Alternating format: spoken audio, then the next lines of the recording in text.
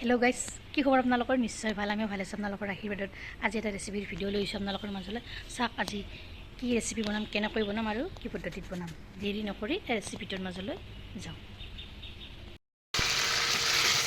আজিনো বাৰু মই মাংসৰ তৰকাৰীখন কেনেকৈ বনালোঁ, কি পদ্ধতিত বনালোঁ, ইয়াতে কি কি ইনগ্ৰিডিয়েণ্টছ দিলোঁ, চাওকচোন ভিডিঅ'টো। ইমান যে সোৱাদ লাগিছে নহয় এই মাংসৰ তৰকাৰীখন, আপোনালোকে এবাৰ ট্ৰাই কৰিব। এতিয়া হ'লে আহক ৰেচিপিটোৰ মাজলৈ। আজি আপোনালোকৰ মাজলৈ লৈ আহিছোঁ এয়া মাংসৰে অন্য এটা ৰেচিপিৰ কাৰণে। এয়া 500 গ্ৰাম মই মুৰ্গীৰ মাংস লৈ লৈছোঁ। মুৰ্গীৰ মাংস বনাম, ইয়াৰ কাৰণে ডাঙৰ পিঁয়াজ দুটা এনেদৰে কাটি লৈছোঁ। এইফালে তেজপাত, দালচেনি, লং, ইলাচি এইফালে লৈছোঁ, আদা, নহৰু আৰু জলকীয়াৰ পেষ্ট।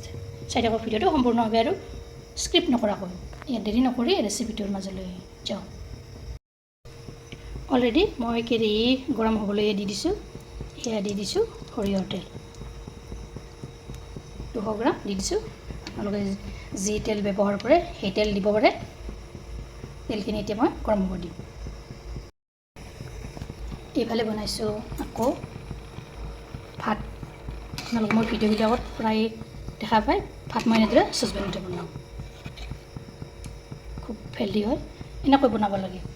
ইফালে মোৰ কেৰাহীটোত তেলখিনিও ধুনীয়াকৈ গৰম হৈছে। ইয়াতে প্ৰথমতে মই এয়া শুকান মছলাখিনি দি লওঁ, তাৰপিছত দি থওঁ কাটি থোৱা পিঁয়াজখিনি।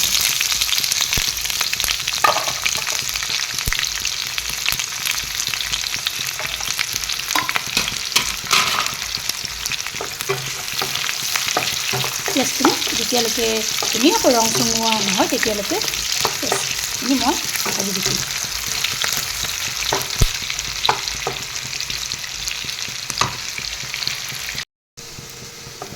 এয়া দেখিছেনে ধুনীয়াকৈ পিঁয়াজখিনি ৰং চঙোৱা হৈছে। ইয়াতে এতিয়া মই মাংসখিনি এয়া দি দিম।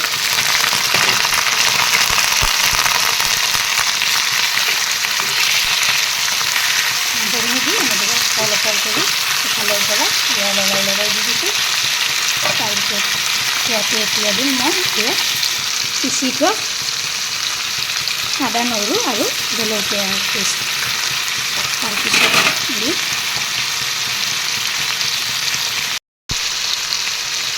এতিয়া ইয়াতে মই দিছোঁ এচামুচ।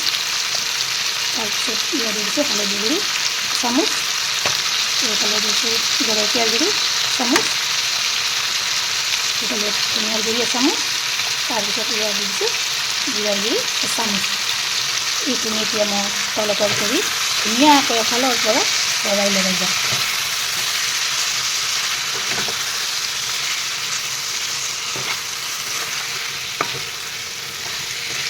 তলপৰ কৰি লৰাই দিছোঁ। ইয়াতে এতিয়া মই ঢাকনিখন লগাই থৈ দিম আৰু গেছৰ জুইটো এয়া 0ত দি ল'ম। এনেদৰে গেছৰ ওপৰত ৰাখি থৈ দিম যেতিয়ালৈকে মাংসৰ পৰা পানীবিলাক ধুনীয়াকৈ ওলাই নাহে। এয়া কিছু সময় যোৱাৰ পিছত মই ঢাকনিখন গুচাই দি দিলোঁ। দেখিছেনে মাংসৰ পৰা চাওক কিমান পানী এয়া ল'ব ধৰিছে। নিজে তলপৰ কৰি এফালৰ পৰা লৰাই দি দিছোঁ। এই মাংসত পানী সম্পূৰ্ণভাৱে নাইকিয়া হৈ যাব দিব লাগিব। তাৰপিছতে ইয়াতে এক্সট্ৰাকৈ আৰু পানী দিব লাগিব। মাজে মাজে এনেকৈ ঢাকনিখন গুচাই লৰাই দি দিব যাতে মাংসখিনি তলত লাগি নধৰে। ঢাকনিখন পুনৰ লগাই থৈ দিম।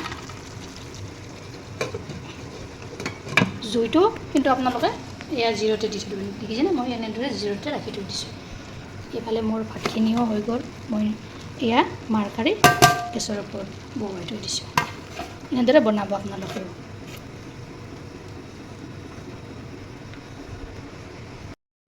এয়া কিছু সময় যোৱাৰ পিছত ঢাকনিখন পুনৰ গুচাই দি দিলোঁ।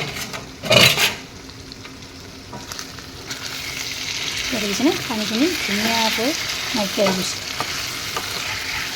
মাংসখিনিও ৰং চঙোৱা হৈছে। ইয়াতে এতিয়া মই পানী অলপ এড কৰি দিম। অলপ পানী দি দিছোঁ। এইখিনি পানী দি দিলোঁ। এতিয়া গেছৰ জুইটো মই হাই ফ্লেমত দি ল'ম। এই মাংসখিনি ধুনীয়াকৈ এতিয়া উতলিব দিম, যেতিয়ালৈকে ইয়াৰে পানীখিনি নাইকিয়া হৈ নাযায়। এখন আকৌ লগাই থৈ দিলোঁ।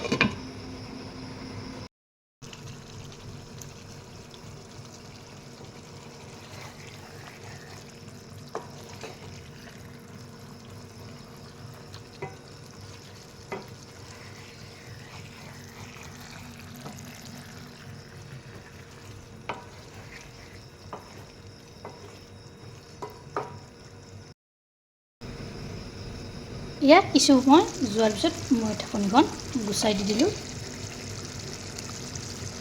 ইয়াত দেখিছেনে মাংসৰ পানীখিনি সম্পূৰ্ণভাৱে নাইকিয়া হৈ গৈছে। চাওক গ্ৰেভিটো এই ধুনীয়া হৈছে। আপোনালোকেও এনেদৰে এবাৰ ট্ৰাই কৰিবচোন। এইখিনিতে যদি ৰেচিপিটো ভাল পালে তেনেহ'লে লাইক কৰিব, শ্বেয়াৰ কৰিব, কমেণ্ট কৰিব আৰু প্ৰথমবাৰ যদি মোৰ চেনেলত আহিছে চেনেলটো ছাবস্ক্ৰাইব কৰিব, লগতে ফেচবুক পেজতো ফ'ল' কৰিব। আকৌ এটা নতুন ৰেচিপিৰে সৈতে লগ হ'ম। এয়া হৈ গ'ল, মই নমাই থৈ দিলোঁ। আজি ৰেচিপিটো কেনে পালে আপোনালোকে কমেণ্টত জনাব। ভাল লাগিলে লাইক কৰিব, শ্বেয়াৰ কৰিব, কমেণ্ট কৰিব আৰু প্ৰথমবাৰ যদি মোৰ চেনেলত আহিছে চেনেলটো ছাবস্ক্ৰাইব কৰিব, লগতে ফেচবুক পেজতো ফ'ল' কৰিব। আকৌ এটা নতুন ৰেচিপিৰে সৈতে লগ হ'ম। আজিলৈ আহিছোঁ।